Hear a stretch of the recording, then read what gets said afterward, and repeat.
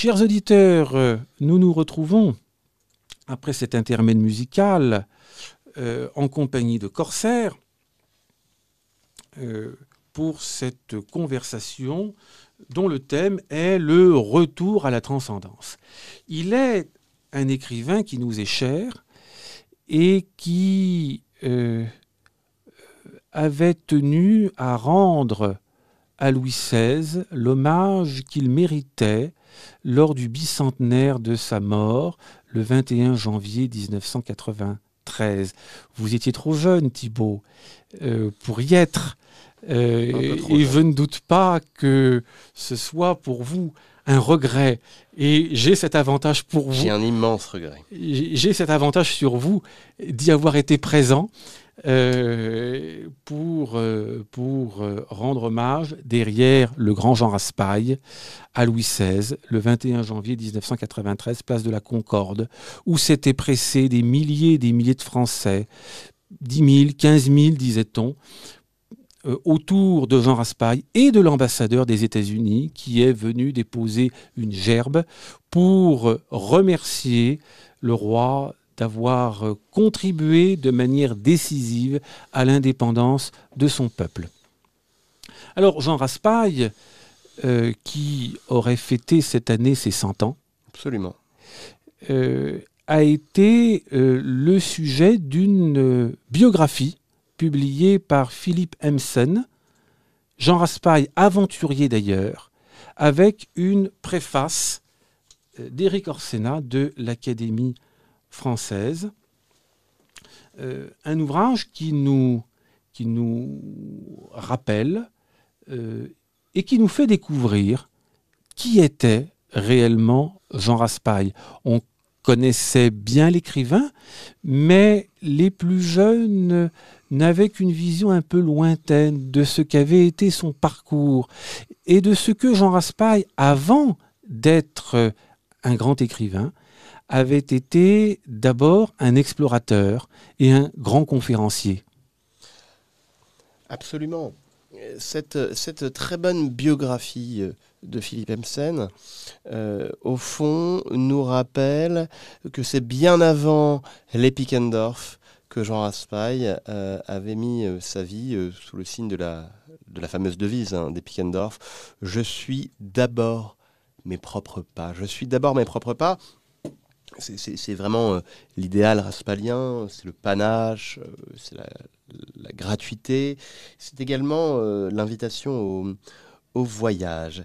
Et ce qui est intéressant, c'est que l'on découvre ici, avant le Jean Raspail à moustache, porte-cigarette et veste autrichienne, que les auditeurs ont peut-être croisé, porte de Champéret, il y a encore quelques années, eh bien, avant cet homme presque statufié à la fin de sa vie, il y eut un enfant, un jeune garçon en culotte courte, né donc en Touraine, il y a 100 ans, à Chemillé-sur-Dème, et dont la jeunesse s'est articulée entre la Touraine, justement, le lieu de vacances familial, et la Sarre.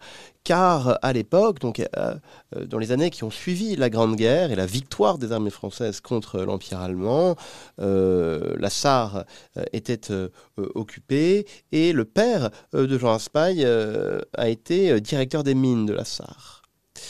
Et puis ensuite, après 1935, après l'annexion, après le retour de la Sarre à l'Allemagne devenue hitlérienne, retour de la famille Raspail à Paris, dans le 16e. Jean Raspail fut d'abord scolarisé à Saint-Jean-de-Passy, qui demeure aujourd'hui un repère de certains Patagons. Le scoutisme, il s'épanouit dans le scoutisme avant de rejoindre d'autres établissements, un établissement bien connu de certains à Évreux, Saint-François-de-Phal. Oui, que j'ai fréquenté moi-même en gardant un meilleur souvenir que lui. Comme quoi, certains progrès sont bons à prendre. Il en fut d'ailleurs, Jean Raspail, renvoyé de cet établissement Saint-François-de-Sales à Évreux, et il a échoué ensuite à l'école des Roches à Verneuil. Et ce qui est intéressant, ce qui est davantage intéressant, c'est son expérience de la débâcle de 1940. Auquel il fait écho dans un livre intitulé L'île bleue, qui offre une des clés de compréhension de son œuvre, cet esprit d'enfance et le souvenir de ces jeux d'enfants qui, soulignait-il, avait été pour lui, à Chemillé-sur-Dème, aux confins de la Touraine et du Maine, si décisif, si marquant. Oui, Chemillé, pour lui, c'était un petit peu le jardin d'Éden, mais en pleine débâcle. Il lui a fallu rejoindre son père, qui se trouvait à ce moment-là à Bordeaux, et donc il a accompli un périple absolument fou, à vélo, entre Verneuil et Bordeaux, pour rejoindre précisément son papa. Ce qui fut sa première aventure. Verneuil-sur-Avre, où se trouvait l'école des Roches, où il poursuivait ses études à ce moment-là. Et donc vers Bordeaux, aventure à vélo, en culotte courte, aventure fondatrice. Il l'a dit plus tard, pour moi, il a eu un souffle de liberté. Pour moi, c'est une époque bénie, l'Exode. Ce qui nous semble un peu paradoxal. Et de fait, ce fut là son premier grand voyage dans une vie qui ensuite n'en a pas manqué. Et vous avez tout à fait raison, Philippe, de souligner qu'avant d'être un écrivain, il fut un voyageur. Et c'est des voyages que sont nés ses premiers livres à grands traits. Le périple en canot en Nouvelle-France, sur les traces du père Marquette, de Trois-Rivières au Québec jusqu'à la Nouvelle-Orléans, dans notre Amérique, en 1949, dont il rend compte dans ce qui est, selon moi, l'un de ses meilleurs ouvrages, En canot sur les chemins d'eau du roi. Expédition ensuite motorisée, toujours en Amérique. Alaska, terre de feu, donc de l'extrême nord à l'extrême sud, 51-52. Ce n'était pas en sens inverse, terre de feu vers l'Alaska. Terre de feu, Alaska. Puis Raspail, qu'un ami de son père avait d'ailleurs dissuadé de devenir écrivain. Il s'agissait de l'ancien ambassadeur François Poncet, Absolument. membre de l'Académie française. Ce n'était pas n'importe quel avis. C'était une autorité, et qui, comme quoi même les meilleures autorités peuvent se tromper. Eh bien, Raspail, ainsi dérouté, s'est fait baroudeur professionnel, auteur de documentaires. Dérouté dans tous les sens du terme. Absolument. Parce que c'est un aspect de sa personnalité que met en valeur le livre, le manque de confiance en lui de cet homme que l'on pensait pourtant si sûr de lui et qu'il n'était pas du tout. Et qui, notamment sur ce terrain littéraire, qui était hésitant pendant longtemps, avait besoin de se sentir reconnu comme écrivain. Oui. Et alors le succès, il l'a tout d'abord connu en tant que voyageur conférencier, auteur de documentaires, connaissance du monde. Il a enchaîné les voyages au Pérou en 1954, au Japon, un long séjour au Japon en 1956, dont il rend compte dans Le Vent des Pins en 1958, réédité en 1970 sous le titre « Bienvenue, honorable visiteur », qui d'ailleurs a fait l'objet d'une récente réédition. Sans oublier les Antilles dans les années 60, avec un style beaucoup plus piquant, Secouons le cocotier en 66, Bleu Caraïbe et Citron vert en 80, je crois. Et puis on pourrait citer pêle-mêle, et là on va aux quatre coins du globe avec Raspail, Le Levant, Terre sainte et profane en 1960, réédité il y a une petite dizaine d'années chez Via Romana, chez nos amis de Via Romana, La Chine littorale, et puis à nouveau l'Amérique du Nord avec le journal Peau Rouge en 75, l'Amérique du Nord indienne donc. Mais à l'évidence, lorsque l'on songe à Raspail, on pense à la Patagonie. On pense à cet horizon fuégien, à cet ailleurs absolu, à cette Patagonie, à cette terre de feu, plus au sud encore, où il aperçut un jour, c'était dans les années 60, et il était à bord d'un navire de la marine chilienne, il aperçut un jour un canot isolé, d'Alacalouf, donc de ces derniers des premiers hommes. Et à la vue de cette esquif préhistorique ballottée par les flots, il fut finalement songeur, et il demeura songeur avec cette image finalement d'une forme d'anachronisme qui s'est imprimée pour toujours dans son esprit et qui a façonné son œuvre. Au fond, qu'est-ce que la Patagonie chez Raspail ? La Patagonie, ce sont d'abord les confins déchiquetés de ces peuples engloutis. Qui se souvient des hommes en 1986 ? Ça, c'est un des thèmes majeurs de son œuvre. Les peuples disparus. La fascination pour les peuples disparus, à la recherche des peuples disparus, oui. Des peuples perdus. Et cela commence dès l'expédition sur les pas du père Marquette, à la recherche des Indiens. Les Indiens, les épaves, de la Nouvelle-France. Tout ce qui est englouti. Et puis ensuite au Pérou. Et finalement aussi, et c'est peut-être l'une des clés de romans plus tardifs, en France, dans notre pays, à la recherche d'autres autochtones, de l'ancien français perdu. Ou encore de populations uniques, donc des Huns, ici ou là en Champagne, aux alentours des champs cataloniques, donc c'est la hache des steppes. Il y a toujours cette idée de quelque chose d'englouti ou d'enseveli. J'ai découvert effectivement qu'il y a un village de Champagne. Absolument. dont on pense que la population qui est installée descend des Huns passés par là il y a 1500 ans et qui présente un certain nombre de caractéristiques physiques qui l'attestent. Et ça n'est pas à Reims dont nous parlions tout à l'heure, mais bien davantage dans la Champagne crayeuse que se situe peut-être ce témoignage de très vieilles implantations de Huns. Les peuples engloutis, donc la Patagonie en est l'expression paroxystique si l'on veut. La Patagonie, c'est également le domaine sauvage des royautés éphémères. Le royaume de Patagonie d'Antoine de Tounens, moi, Antoine de Tounens, roi de Patagonie en 81. Et puis ces frontières brumeuses, australes, de l'extrême sud américain. C'est également un lieu emblématique de son œuvre d'aventurier de l'ailleurs, parce qu'il y est revenu. Il est revenu avec la parution d'ailleurs en 2001 de Adiós Tierra del Fuego. Et puis, c'est également un lieu emblématique, la Patagonie, de l'œuvre de Raspail, parce que le motif patagon, sous sa plume, ce n'est pas uniquement une terre, c'est un mythe, c'est un horizon. Et finalement, au-delà des polémiques du camp des Saints en 73, et on réduit bien souvent, on réduit trop souvent Raspail au camp des Saints. C'est un ouvrage majeur, il faut le lire, mais il n'est pas que l'auteur du camp des Saints.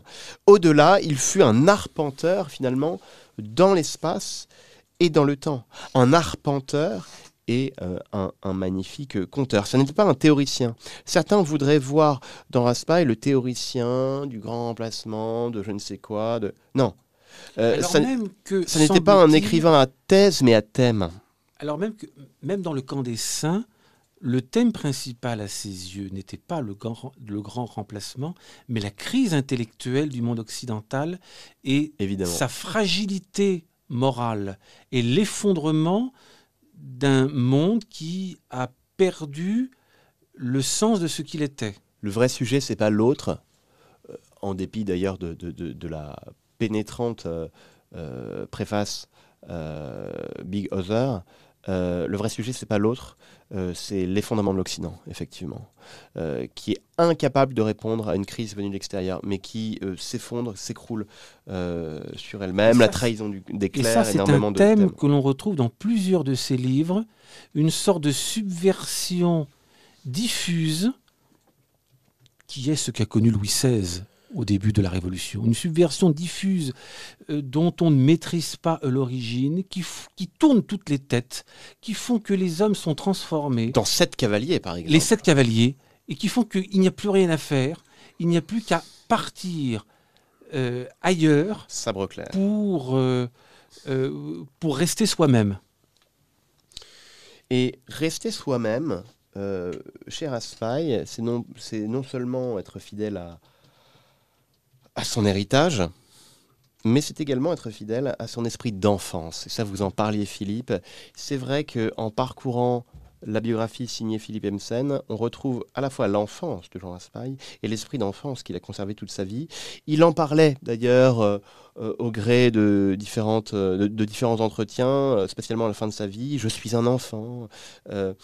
Et finalement, c'était un homme qui était tissé non pas d'idéologie, contrairement à ce que racontent les journalistes de la gauche médiatique qui en réalité l'ont très peu lu.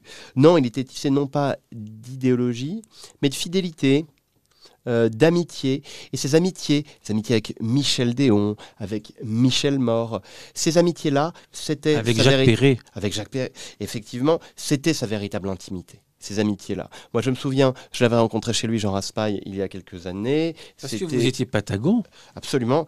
Et un ou 2 ans, 1 an, je crois, avant sa mort, avec quelques autres, il nous avait reçus chez lui et il nous avait montré ce qu'il appelait son hôtel à Michel Déon. Et en fait, près de sa porte d'entrée, à côté peut-être d'une vieille canne ou que sais-je encore, il y avait une pile d'ouvrages et de Michel Déon, et je crois peut-être une photo. En tout cas, c'était un témoignage de fidélité et d'amitié. Et on touche peut-être ici du doigt la véritable Patagonie, qui n'est pas seulement un lieu sur le globe, mais un lieu du cœur. Il disait lui-même, ce coin d'âme inexprimé. Un grand merci Thibaut pour cette évocation de Jean Raspail, qui met en valeur les thèmes saillants de l'œuvre, l'importance des souvenirs de l'enfance, cet esprit d'enfance, la recherche des peuples perdus, ce souci de préserver dans un monde de plus en plus difficile sa liberté, cette indépendance d'esprit, et ce qui exige de partir ailleurs, comme dans Septentrion, le départ ailleurs. Et cet ailleurs, pour lui, a été cette Patagonie qui a été une communauté d'amis participant à un même jeu dans lequel on se fortifiait les uns les autres en hissant les couleurs pour ensemble. Cultiver certains principes fondamentaux, ceux qui permettent de vivre avec dignité, pour reprendre un terme galvaudé ces temps-ci. Très galvaudé. Et d'ailleurs, le drapeau Patagon a accompagné Jean Raspail dans sa dernière demeure sur son cercueil. Donc c'était il y a 5 ans et la messe d'enterrement avait lieu à Saint-Roch. Voilà. Et en fait, c'est un royaume intérieur qui nous invite à entretenir. C'est cette vie intérieure qui nous invite à cultiver, loin de l'agitation et des écrans qui transforment beaucoup de nos contemporains en zombies. C'est un peu notre Tolkien à certains égards.